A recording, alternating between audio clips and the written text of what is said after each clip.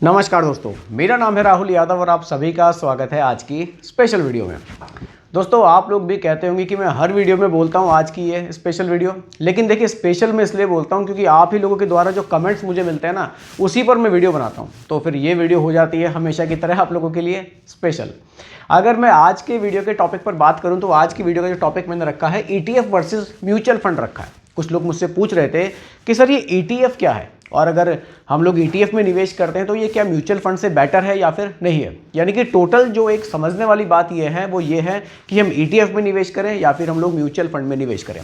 क्योंकि बहुत से लोग कहते हैं कि यार म्यूचुअल फंड तो पुराना हो गया है, अब ETF का ज़माना है, ETF फ्यूचर है, इसमें निवेश करो।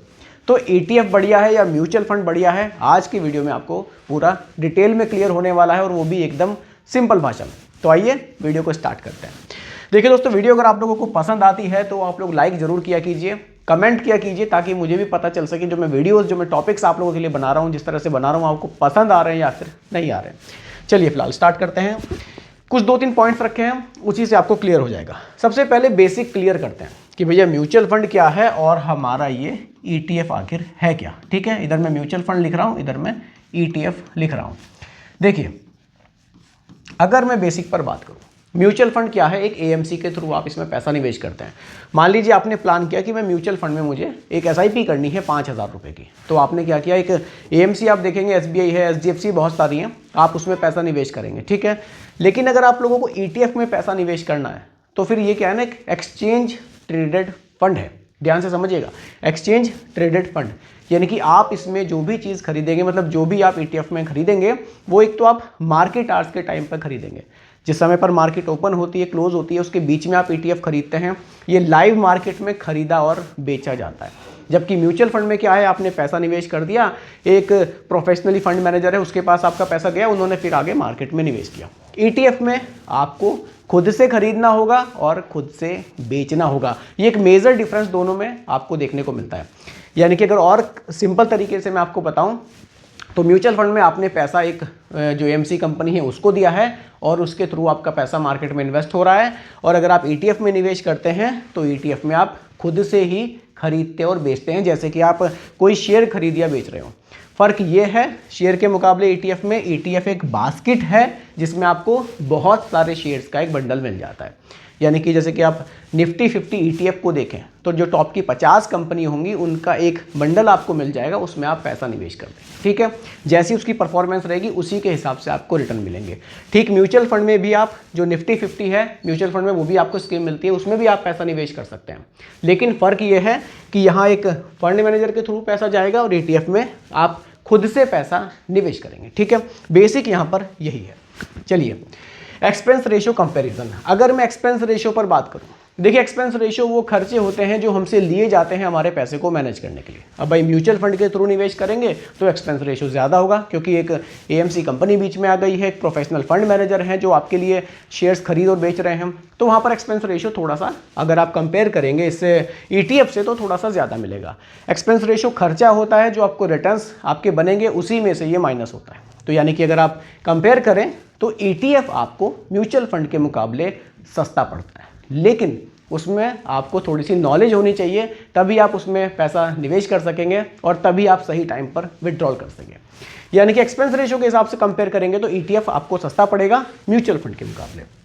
लेकिन लिक्विडिटी के डिफरेंस को भी समझना ज़रूरी है। देखिए लिक्विडिटी में क्या होगा, मान लीजिए आपने कोई ETF परचेज़ किया हुआ है, आपको बेचना है, लेकिन वो तभी बिकेगा जब सामने कोई बायर होगा, यानी कि कोई खरीदने वाला होगा, तभी आप उसको बेच पाएंगे। लेकिन म्यूचुअल फंड में क्या है, AMC बीच में है, आपने AMC के थ्रू म्यूचुअल फंड खरीदा हुआ है, आप उसको कभी भी बेच सकते हैं। जो AMC है उसकी लिक्विडिटी पर डिपेंड करता है, यानी कि वो आपको पैसा देगी।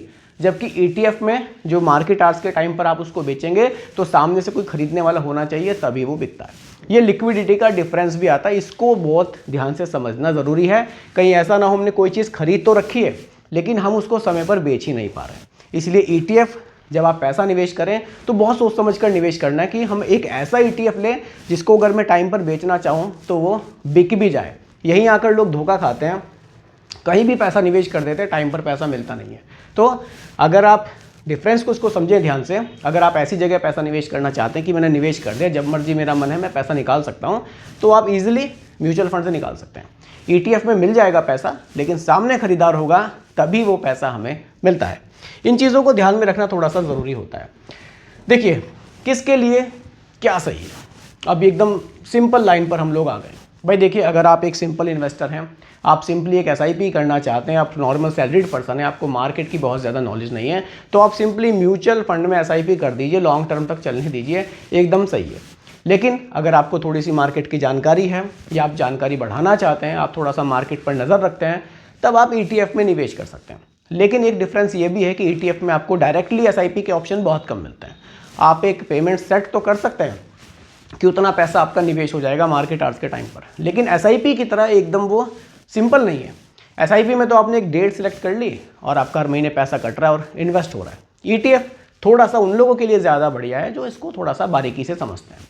तो अगर मैं यहाँ पर देखिए रिटर्न्स पर भी बात करूँ, अगर आपने सेम तरह की म्यूचुअल फंड स्कीम में पैसा निवेश किया हुआ है, मान लीजिए मैंने इधर निफ्टी 50 में म्यूचुअल फंड में निवेश किया हुआ है, निफ्टी 50 ETF में निवेश किया हुआ है, तो ज़रूरी नहीं है कि आप ETF से ज़्यादा रिटर्न्स बना लें, या फिर ज़रूरी नहीं है कि म्यूचुअल फंड में ही ज़्यादा रिटर्न्स बनेंगे।